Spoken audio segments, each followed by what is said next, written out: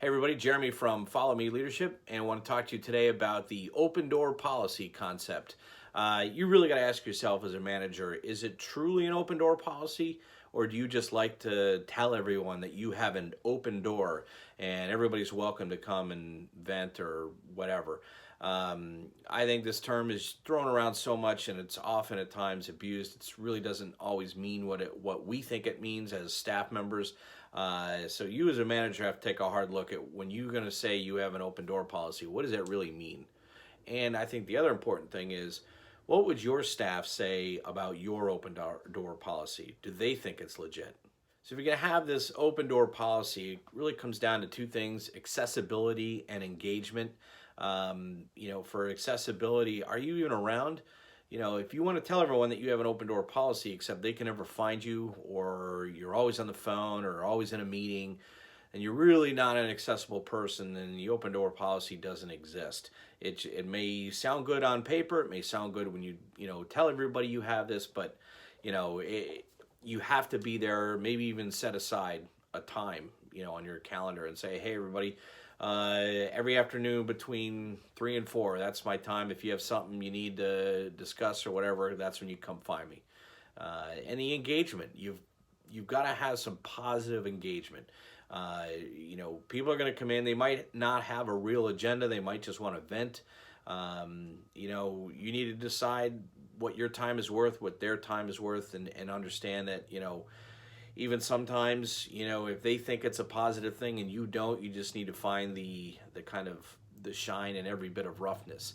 And please don't be that person that answers every question with a bounce back question. So if staff member comes in and asks you, hey, I really am having a hard time trying to figure out, the answer to this, and I don't know where to look for it. Don't look at that person in the face and say, well, where do you think you should start looking? Or what do you think the answer is? I always hate when people do that. It's pretentious, it's elitist. If I'm not saying you just give out all the answers to people, because then you become Google. But there's a better way to sell that. Nobody wants to be talked to like that, and just say, okay, all right, well, here's what I would do first. Here's how I'd go find that information. Have you tried any of those steps? That's a nicer way of approaching that, instead of just being that, that jerk off that thinks they're so smart and everything, and they're looking down on you. The other thing is, I think you really want to look at this as having a true open door policy, even if, you think their engagement might be a little bit of a waste of time. It's the number one tool you have to truly understand your staff and who they are as a person and what they want to do in their lives and careers. Those are the moments, those conversations like that, whether they're done on the road, in the car, or just on the phone, maybe they're calling remotely, or if you're actually in the office environment and they walk into your office and want to talk. Those are the best ways to understand your people. And again, it all goes back to your number one priority is to try to elevate your staff and help them achieve their goals. If you don't have a good, solid open door policy, you'll never be able to really understand what your people are trying to do in their careers.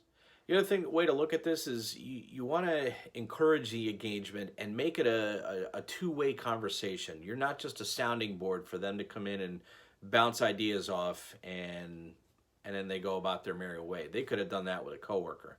Obviously, if they're struggling with something or having a problem, those are going to be more obvious, but maybe they're trying to figure out more about you. I know at times I used to reach out to not only my manager, but different, people in different areas of marketing or in technical or wherever. In the military, I did that all the time. I would talk to people in operations and intelligence and logistics or whatever in a more of a managerial role, just to understand, hey, how do I exist in your world a little better? So you got to have a two-way discussion. They're asking questions. Don't just throw questions back at them. Give some answers, but ask for some feedback. Ask some questions. And create a real dialogue. I think that's it. Again, it's the number one way to understand your people, and it's also a really perfect way for them to help understand who you are as a manager and what you want. And lastly, this is also a perfect way to try to take care of issues that arise up in the workplace, or implement new things. You want everybody's buy-in by kind of presenting things like this to them and asking for their engagement, asking for their opinions. Suddenly, everybody feels like they're part of this change or part of this new thing that they're doing. If you're coming to them and saying, "Hey, let me bounce this off you and see what you think." You'd be surprised at what that does for people's self-esteem and their motivation in the workplace. I know I want to work harder for my manager when he actually cares about what I think about something. Hey, I hope that helps. If you have any questions or comments about that, please shoot me an email or DM me on Instagram. And if I can be of any other help to you, please let me know. Check out all my videos on YouTube. A lot of good information on there, and follow me on Facebook. And you can get all my podcasts on Anchor. Take care, everybody.